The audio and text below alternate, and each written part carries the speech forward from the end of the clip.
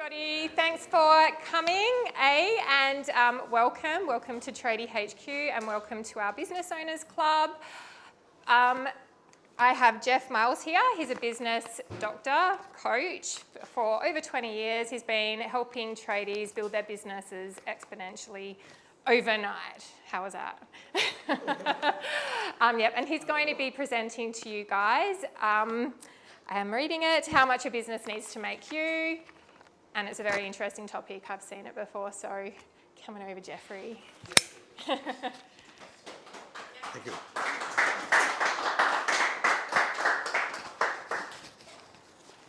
And you haven't even heard it yet. Shit, okay. Hard act to follow. Well, welcome along. As Danielle said, I've been working with tradies and business owners for 25 years. And it's pointless when you're in business working for sweet bugger all. It's just a waste of time. But often when I go up to a business owner and I say, how much do you need to earn? They really don't have a clue. So the purpose of this thing here is to give you some thought process, and don't worry, you'll all be emailed a copy of this thing here so you can get some bits of paper and work it out for yourself, because some of you are older, some of them are younger, so it's different for everybody, and you've all got different targets that you want to have. So with what we're doing here, this is obviously Trade Heroes event, and Danielle and Zach run this Trade Heroes Business Owners Workshop every month. We're running this thing every month, so it's a different topic every month, so you're welcome to come along. And this tonight is sponsored by Grant from Everest Accountants. And there'll be some Q&As that we're going to be asking you to deal with numbers. Guess who I'm going to ask? And with all prior warning that I haven't given them. So that's me. And what we're going to talk about, and again, I can't stress this enough, you're going to be emailed a copy of this, and you will need to have an email copy of this because you won't be able to retain all of these numbers. It's just to give you a broad overview about your business and why you are in business. Now, just as a little bit of a questionnaire to show you where I'm coming from. An average tradesman that's working as an employee, would he be earning $1,000 a week, $1,500 a week, $1,800 a week, or $2,000 a week or more? How much does the average tradie in Perth earn per week, roughly? 1,200? Yeah, 1,300. 1,200, 1,300? Okay. So $1,200 a week times a year? $60,000 a year. Okay. How many of you guys in the room have got employees that you're paying that to? No one? Okay. Guess what those darling employees are going to think about that $1,200 a week? Do they think it's going to be a lot to them or not a lot to them? Depends if you're an apprentice or not. But yeah, for a tradesman, I think to not a lot. For an actual tradesman. No, tradie can't get, no. Depends on experience and quality of tradesman. Okay. And naturally, all tradesmen, have you guys have worked with tradesmen, have you ever worked with a shit tradesman? Do you think that shit tradesman believes that they are that type of tradesman, or do you think that they are pretty good? They think they're pretty good. Do you think that they think they're worth more money?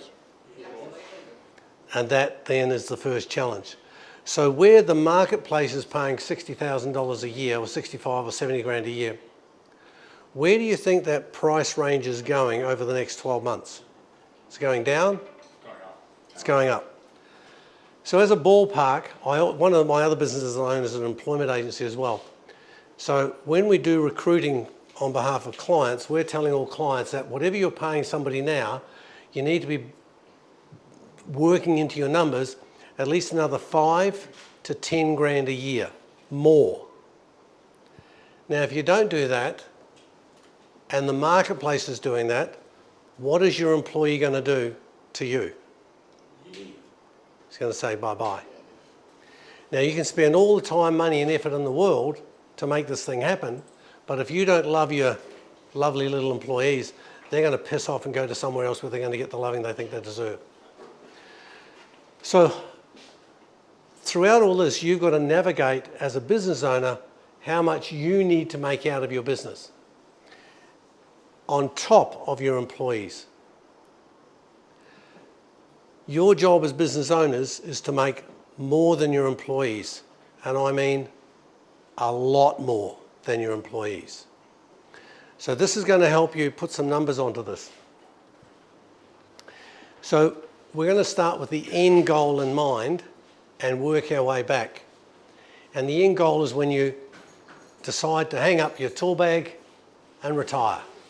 So that might be when you're 20, when you're 40, when you're 60, when you're 80, whenever the time is that you decide you want to retire, that's the time you're going to hang up the tool belt. You want to make sure that when you stop working and you stop earning, you've got enough money saved to live off. Now, just in case you're worried, I'm 66 years of age. I went into semi-retirement when I was 52. Sold all my real estate that I had here. I've always been a business coach. Moved over to Sydney, bought a house, bought another couple of businesses over there, bought a kitchen manufacturing business and a sign writing business, some other stuff, and still did business coaching a little bit part-time. Then in 2008, something happened which really upset my day. Does anybody remember what happened in 2008? GFC. The GFC. Now, for anyone here that is not in my age group, you don't give a shit. But I can tell you what happens to a 52-year-old when I went into retirement then. It lost me $800,000. Now, I don't know about you guys, but losing $800,000 to me was a wake-up call. Where I was going into semi-retirement, like I've been working, and now I've got everything organised, and I'm semi-retired, and then something comes out of the blue. It's not true. I didn't bloody cause it. I know you might be looking at me as if I caused it, but I didn't. Something else happened in the marketplace, and you better hope to high heavens that it doesn't happen to you. Because when you have to come back to work at 54, it really spoils your bloody day. So watch this closely. We're assuming that this person here is 40. Now, there's some people in the room that are not 40. Some people in the room that are Younger. much older. It's worth a try.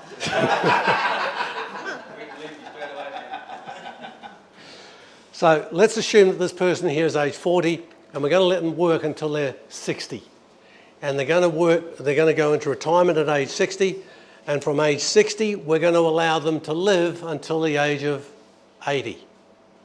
Now, if this suits you, that's fine, but some people may want to live longer than 80. If you want to live longer than what you've calculated, you better have more money than you've calculated. So we asked another question about the government, and we talk about the ATO specifically. The ATO's job, and you can contradict, where's Grant? Grant's a qualified accountant. Is the ATO's job to take as much tax from me as they possibly can? 100%.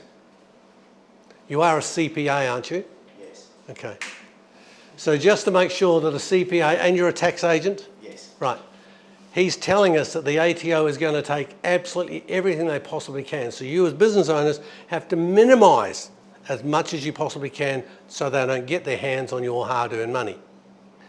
So when you go into retirement, they're going to take as much as they can. And one of the things that happens with the government, did you know, and some of you, this is going to be earth-shattering to you, so I'm sorry if you need to get a cool drink, please grab one now, because this is going to upset a few people. Did you know that the government changes the rules? Especially around this thing called superannuation. You might remember some things in the press recently that they just turned around and said, we're now going to tax some people. And of course, being 66 that I am, I've seen this many, many times before. So you need to plan to have money outside of your company. And that's what this is about. So this person here has got current after-tax consumption, and we're just using a nominal figure. And they're consuming after-tax $75,000 a year.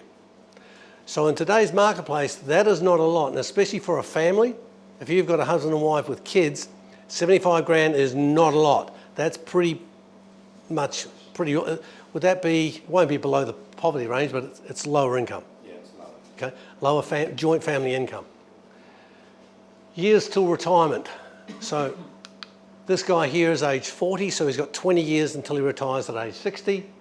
Years in retirement, he retires at 60. We're budgeting for him to live till his 80s. I'm saying him at the moment, but it could be male or female. And the target, therefore, is if we turn around, and I won't get Grant to answer this because I want you guys to think about it. And Julian, you're not allowed to answer this either because you know it.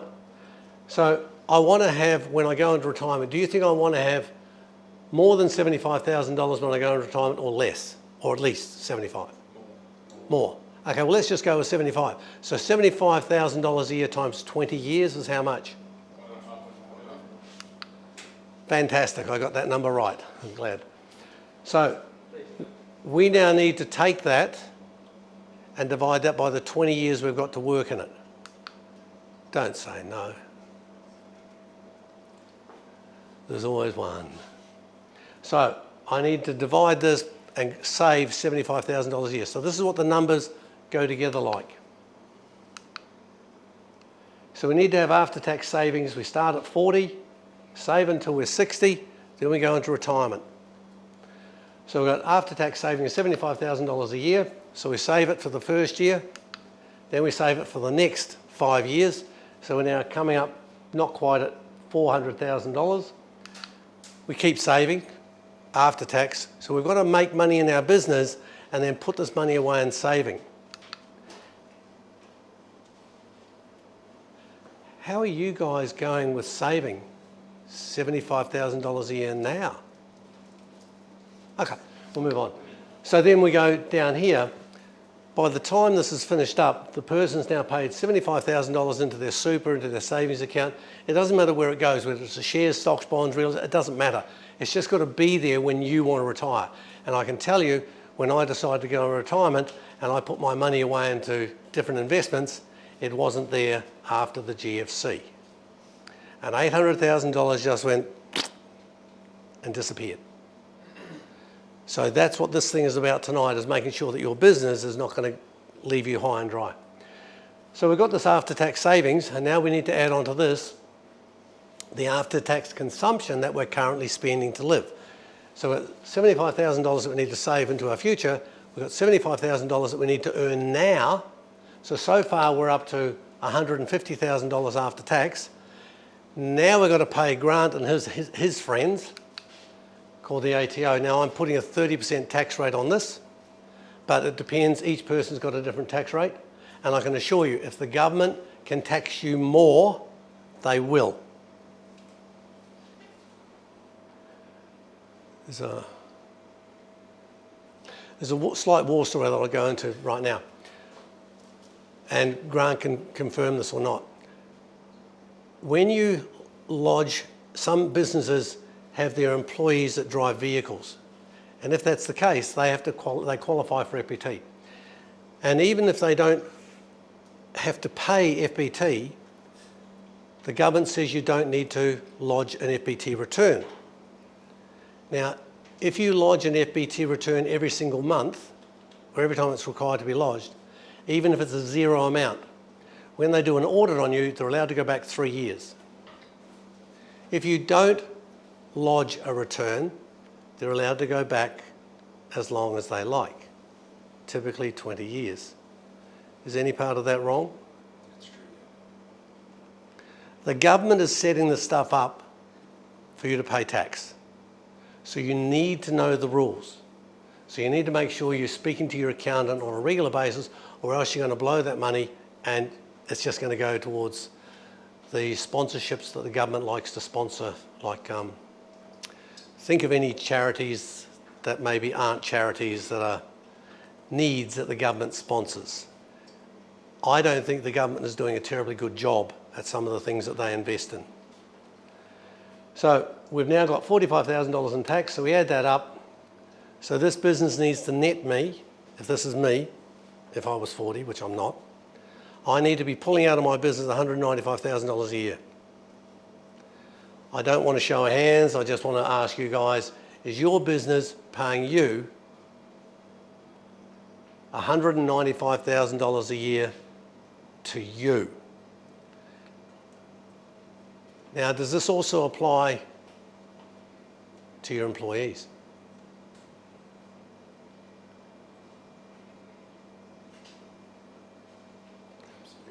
Your employees are going to be facing the same dilemma. And you as employers, if you want to hold on to your employees, better think about this and find ways to lock employees in. As I mentioned, I've got an employment agency as well. And thankfully we've got, what was the word name again? Beck? Oh, Beck. Oh, you do that. Rebecca from Ants. Speak to her because these employees are ready to move for the next highest bidder. The same thing goes for you. If you've want to grow, the best way for you to grow is with employees. So when you talk about growing with employees, you now need to start applying this to your business and see where it's taking you. So where we want to go with this thing here is this is a typical profit and loss statement, but that's about as complicated as we're going to get. So we need $190,000 out of this business. So I need $75,000 at the bottom. I think that should be 195. Yeah, it's the 120 plus the 75. Who did those numbers? So that's the accountant there. So I need $75,000 as my salary for me. It'll be different for each of you. And then I need that other $120,000 that's going to go to me, and that's going to pay for my taxes and super and my savings and all that sort of stuff. Now I need to build the rest of the costs into this company, which is effectively $350,000 for accounting, expenses, leases, all that sort of stuff. New vehicles have to be paid for. So you add that and that, which is coming to me, then this is going to the business. So all your expenses are not yours, they're just for the business. And if ever you start hearing people talk about turnover, turnover is purely ego. Turnover means nothing. Don't get plugged into saying, oh, I've got $1 million turnover. That's a pile of crap. Because it just means that you're employing people. How much money are you putting in your pocket? That's the key thing for this message. How much do you get to keep? So in this case here, we've got $350,000, so we've got $545,000 of gross profit. Now with any business, and we're going to be talking about benchmarking in a minute, the average that any business needs to head towards, if you've got staff that are called fee earners, if you've got staff that are called fee earners, according to industry benchmarks, and Grant is going to be talking about this, well, he's not, but I will. Industry benchmarks are that if your business is achieving sales, you want to be heading for a gross profit of 50%. So you want to head for a 50% gross profit.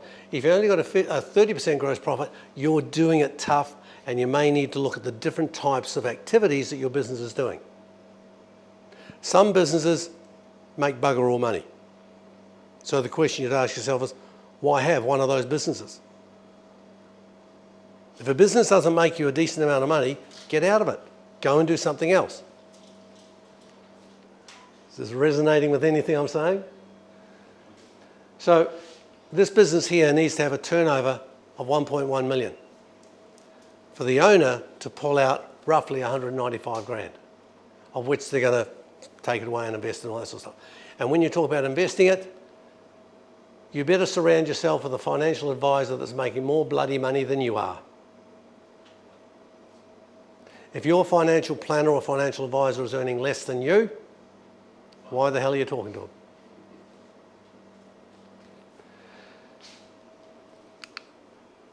So how do we get there, and what are some of the stepping stones? In this little graphic now, and we're just about coming to the end of it, really, the message that's coming out of here loud and clear is for some business owners, they get to the end of the week and they look back over their shoulder and say, what the hell have I done this week? What have I done? What have I achieved? Where's my business grown to or gone to? Can I look back and say that I've done some serious improvements in my business? Has this business given me leverage? Some of the warning signs are going to come up in a second. So what happens in a business when you start? Well, first of all, you start your career. And when you start your career, you start as a team member. So you're starting to learn your craft, and this group here is primarily tradies. So you start as a carpenter, a plumber, electrician, spark, whatever your trade is. You do your 4 years at that, you come out of that. Roughly speaking, when an apprentice comes out of their trade, I'm not asking the apprentices in the room, when an apprentice comes out of their trade, how many years is it before that you would call them a tradesman? Minimum 3. 3? Yeah. Four. 4? 3 or 4? An accountant. Once a person comes out with a brand new shiny degree as an accountant, how many years would it take them to be competent as an accountant? About 5? If I was listening to any accountant and they didn't have 10 years under their belt, why am I listening to them? Because they're playing with my financial future. I want to make sure that I'm being protected and being prepared for the future. So you need to be looking the same thing with your staff that you're going to employ. And you start by doing this yourself. Learning your trade is only 4 years as an apprentice. And then you've got to master your trade, which might take another 4 years. When you're doing your trade and then mastering your trade, how much you're learning about running a business? So this is a typical career pathway. As a team member when you start, if you're good at it, you'll get promoted up to be a team leader. And if you do a couple of years as a team leader, you'll probably get promoted up to becoming a manager. And the career pathway goes on further than that, but typically managers run in 2 distinct areas. Whoops, something went wrong with the slide. So, manager could go up to executive or could go up to a board. So the team member goes up to team leader, then he would go up to manager, and as a manager, he will do one of 2 things. He will manage the operations of the business, which making sure the guys get out on site, make sure the guys have got all their tools, make sure the guys are doing the jobs well, all the operational stuff that goes into a business. But a manager can also start looking after things in the business, such as how do I recruit staff, where do I recruit staff, where do I get them from, how do I get my marketing, how do I get my jobs, how do I cover my insurance? That's all in the business side of the management. Now, each of these different areas takes years for you to master. And if you get it right, happy days. If you get it wrong, oops, just doesn't seem to cover it. Now, if you're running a really good business, you can stay in that level of management. Now, it probably doesn't happen to anyone in this room, but from experience, and Grant would hopefully attest to this, sometimes I hear business owners getting caught up into, salaries. So a team member starts earning 65 grand a year. They're thinking on an hourly rate, what jobs do I need to do today? Then they go, if they go up to the team leader, they go up to $75,000 and they're thinking, what jobs do I have to do this week? Then if they go up to the manager, they're probably on about $95,000 and they're thinking, what jobs do I have to do this month? And then if you go on to a higher level, they're thinking 1 to 12 months out and they're probably on salaries of about 120, 200 grand a year. And then if they wanted to, they could go up to running companies or boards or whatever it is, and they're thinking much longer term view of 1 to a couple of years out. If everything's going well, they're going to stay in that role of manager, which is where you guys are probably heading in your career pathways. Here comes the warning sign.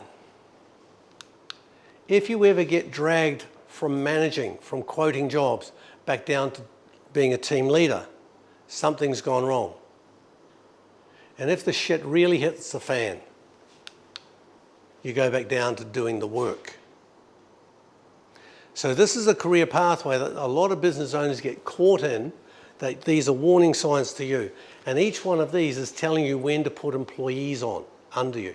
Because as business owners, you need to be earning a couple of $100,000 a year for you. So you can't afford to get caught up doing work below your pay grade.